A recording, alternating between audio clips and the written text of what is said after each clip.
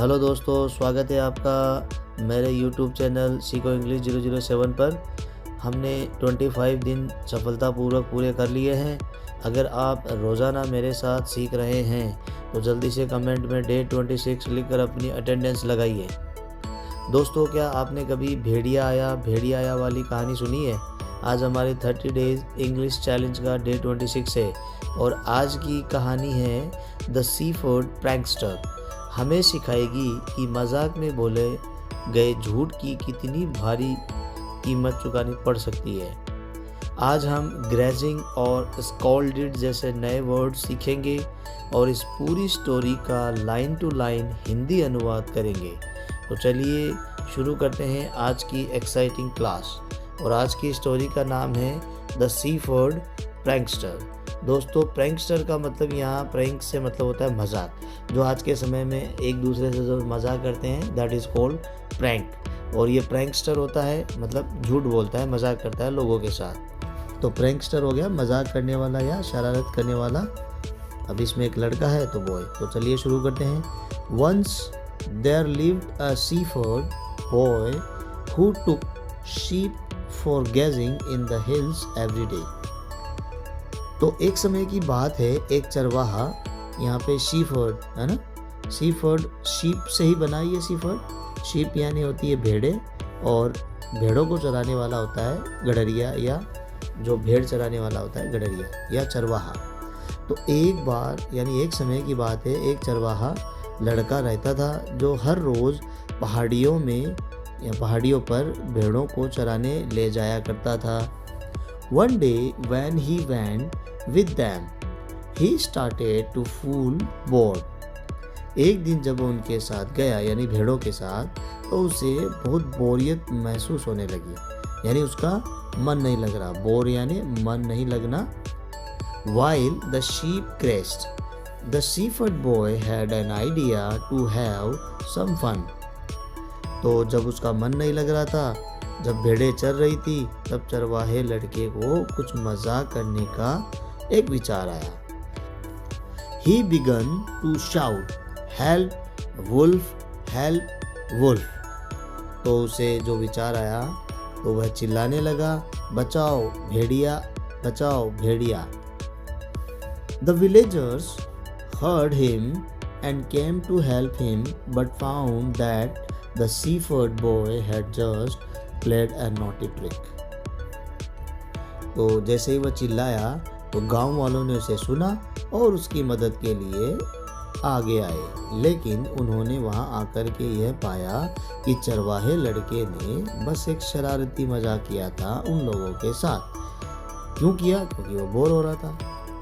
The next day, the boy repeated his prank. तो अगले दिन क्या हुआ दोस्तों?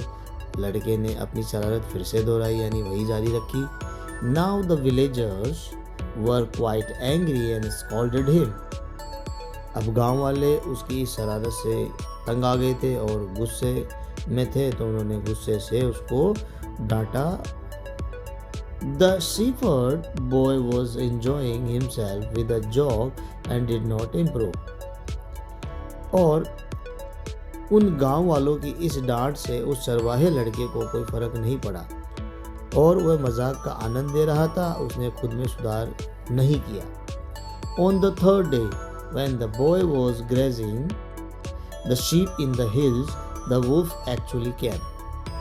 तो तीसरे दिन क्या हुआ दोस्तों?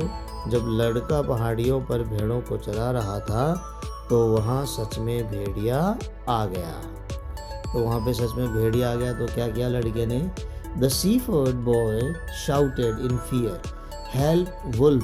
Help wolf!" तो तीसरे दिन जब लड़का पहाड़ियों पर भेड़े चरा रहा था तो सच में भेड़िया आ गया।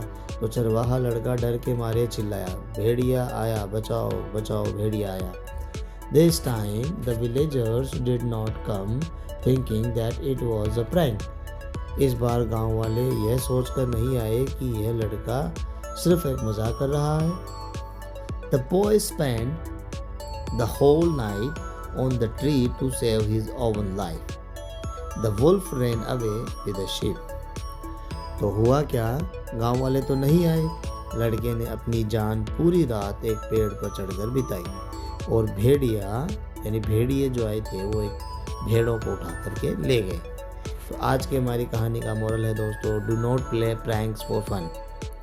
मतलब कभी कभी जो हम मजाक करते हैं तो मजाक के लिए शरारत करना गलत बात है, या कभी कभी जब झूठ बोलते हैं, क्योंकि जब आप सच बोलेंगे तो कोई आप पे यकीन नहीं करेगा। तो बढ़ते हैं हमारे वर्ड्स मीनिंग की तरफ। तो ये है हमारी वर्ड मीनिंग्स। सीफर्ड यानी चरवाहा जो भेड़े चराता है, प्रैंकस्टर शरारती व्यक्ति या मजाक करने वाला, ग्रैजिंग यानी घास चराना, हिल्स पहाड़ियाँ, ऊब जाना मन न लगना, आइडिया विचार या तरकीब, विलेजर्स गाँव वाले, नोटी शरारती नटखट, ट्रिक चाल मजाक, रिपीटेड दोहराया, स्कॉल्डेड यानी डांट लगाई, इम्प्रूव सुधार करना, एक्चुअली वास्तव में या सचमुच, फियर यानी डर, सेव यानी बचाना।